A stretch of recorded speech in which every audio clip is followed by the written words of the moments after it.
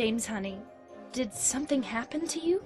Ladies and gentlemen, welcome to a spine-chilling journey into the heart of fear, where the shadows are your constant companions and every creaking floorboard sends shivers down your spine. In this video, we're diving headfirst into the terrifying world of PlayStation 2 horror games, a realm where nightmares come to life and your courage is put to the ultimate test. Now, I've played many PlayStation 2 games, so that is why I've picked the most scary games for you. At number 1, we have Rule of Rose. Rule of Rose is a survival horror game that immerses players in a chilling and atmospheric world. You assume the role of Jennifer, a young girl who finds herself trapped in an eerie orphanage inhabited by a group of malevolent children known as Red Crayon Aristocrats.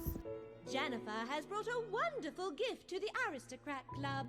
As you explore this sinister setting, you'll uncover a narrative rich in psychological horror and disturbing themes. The game's plot delves into topics such as bullying, psychological trauma, and the complex relationships among the orphanage residents. These themes are interwoven into a dark and intricate storyline that gradually unravels as you progress. The atmosphere is dense and unsettling. Rule of Rose received mixed reviews upon its release due to its controversial context and unsettling themes. Some players appreciate its unique and thought-provoking approach to horror, while others find it disturbing and uncomfortable. Overall, Rule of Rose is an intriguing but polarizing game that offers a different take on the survival horror genre. It's worth exploring if you're a fan of psychological horror. At number 2, we have Haunting Ground. Haunting Ground is a survival horror video game developed by Capcom for the PlayStation 2 and released in 2005. The game follows the story of Fiona Bailey, a young woman who wakes up in a mysterious castle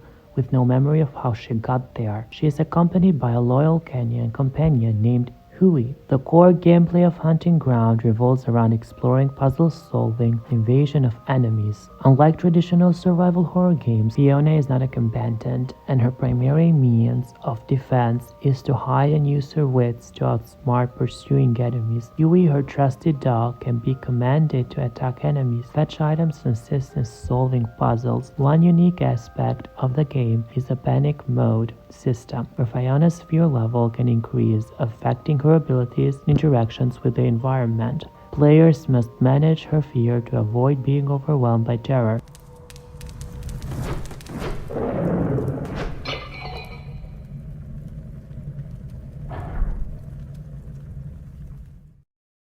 The game's plot gradually unfolds as Fiona discovers the secrets of the castle, the malevolent characters that inhabit it. Themes of isolation, survival, and uncovering one's past are central to the narrative. Hunting Ground is known for its unsettling atmosphere, disturbing enemies, and challenging gameplays. Overall, Hunting Ground is a psychological horror game that emphasizes tension and vulnerability, making it a unique and memorable experience for fans of the genre. At number 3, we have Silent Hill 4.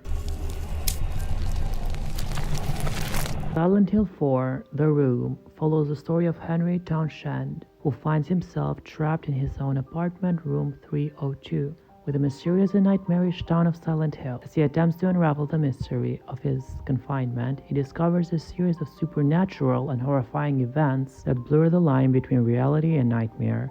The game combines traditional survival horror elements with a unique perspective.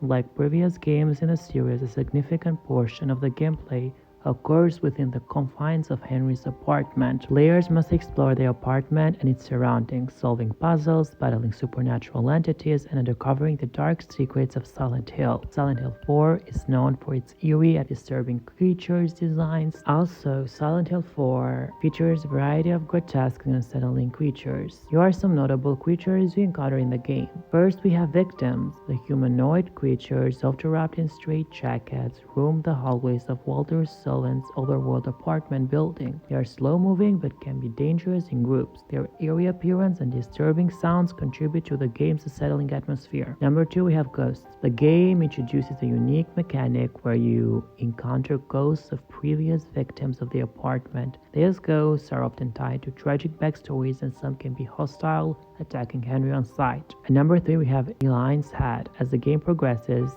Eli and Galvin, one of the game's main characters, can become possessed by a malevolent force. Her head can sometimes detach from her body and float around, attacking Henry. This adds an extra layer of horror and tension to the game. At number 4, we have Abstract Daddy. A recurring creature in the Silent Hill series, Abstract Daddy is a disturbing and symbolic monster in Silent Hill 4. It appears as a twisted, writhing mass with a suggestive, nightmarish design. Its presence is tied to some of the game's most unsettling moments.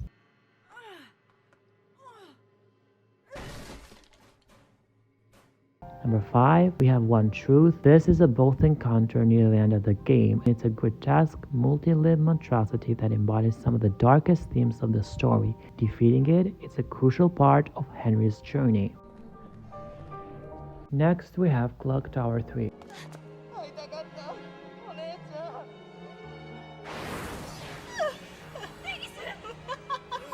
Clock Tower 3 is a video game known for its blend of survival horror and time travel elements. In the game, you play as Alyssa Hamilton, a young girl investigating a mysterious family curse. The central element of the game is the imposing clock tower, which has a significant role in the narrative. As we explore the game, the clock tower transports you to different historical periods, such as World War II and Victorian England. This time travel aspect adds complexity to the game's storyline and challenges you to confront various horrors from the past. Your goal is to uncover the dark secrets of the mansion, escape malevolent spirits, and rewrite your family's history.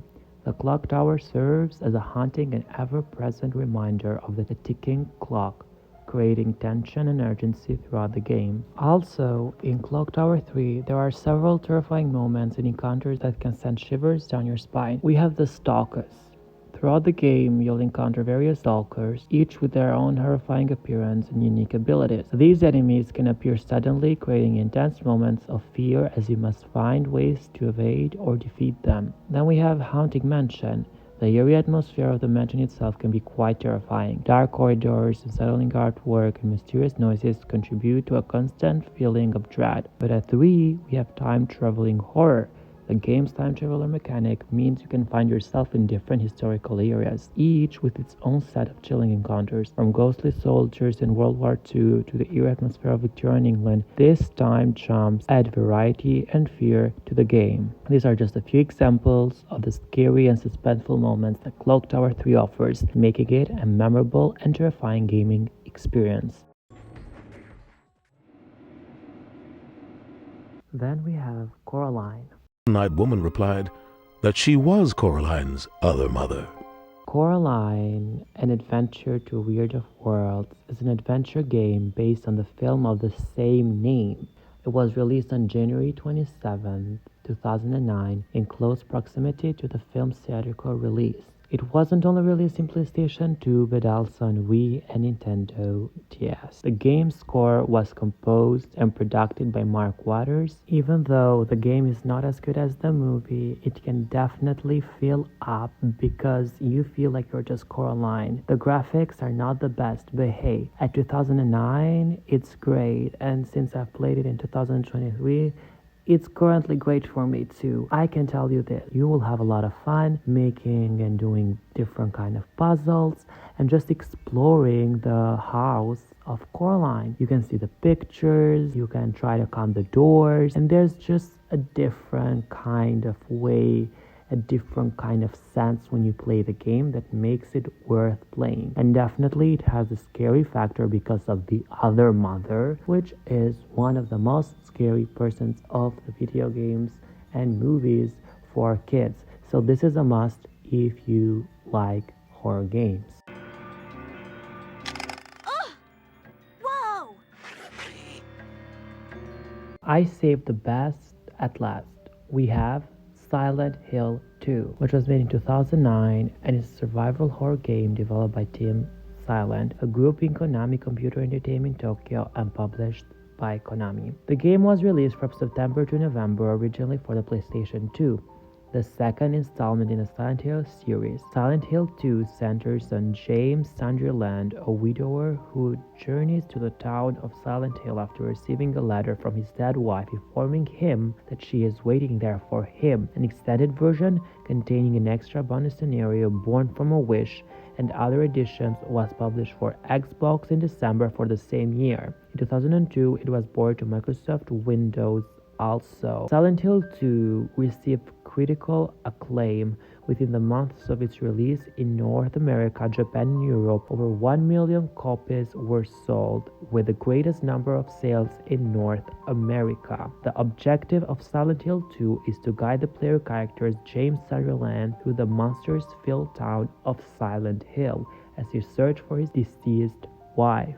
This game features a third-person view with various camera angles. The default control for Silent Hill 2 has James moving in direction that he is facing when the player tilts the analog sticks upwards. Silent Hill 2 does not use a head-up display to check James' health, location, and items, so players must enter the pause game menu to review his status. Throughout the game, James collects maps, which can only be read if there is sufficient light or when his flashlight is on.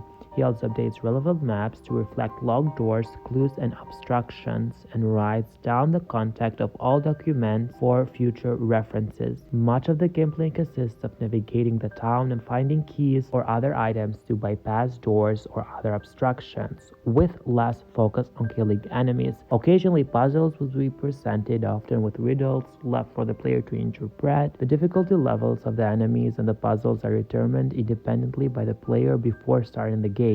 James keeps a radio with him which alerts him to the presence of creatures by emitting static, allowing him to detect them even through the thick fog or darkness. He also tilts his head in the direction of a nearby item or monster. For combat, he finds 3 male weapons and 3 firearms over the course of the game, with another 2 male weapons unlocked during replays. Thanks for watching this video, and don't forget to like and subscribe so whenever I upload a new video, it will come directly to you.